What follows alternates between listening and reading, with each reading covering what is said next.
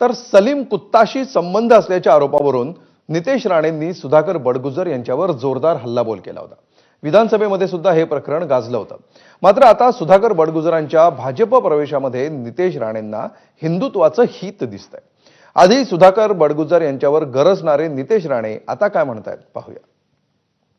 उबाटा सेनेचा जो नाशिकचा महानगर प्रमुख सुधाकर बडगुजर ह्याच्याबरोबर अध्यक्ष महोदय पार्टी करतो। एक मिनिट अध्यक्ष महोदय, हा फोटोग्राफ पण माझ्याकडे त्याचा आहे। अध्यक्ष महोदय, माझ्याकडे त्या पार्टीचा व्हिडिओ आहे अध्यक्ष महोदय, जो आपल्याकडे मी पाठवणार आहे अध्यक्ष महोदय। अध्यक्ष महोदय, हा 93चा बॉम्ब ब्लास्ट हा फक्त मुंबईमध्ये नाही, सेना भवनच्या बाहेर पण घडवला गेला।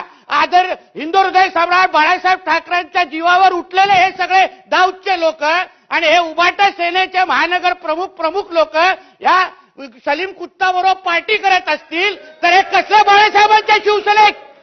बडगुजरांच्या हल्लीचा प्रवास हा हिंदुत्वाच्या दिशेने फार जोमाने सुरू आहे। म्हणून मला असं वाटतं, कोण हिंदुत्व अगर भक्कम होत असेल, हिंदुत्वासाठी आमच्या खांद्याला खांदा लावून काम करायला तयार असेल तर कोणाला काय आक्षेप घ्यायची गरज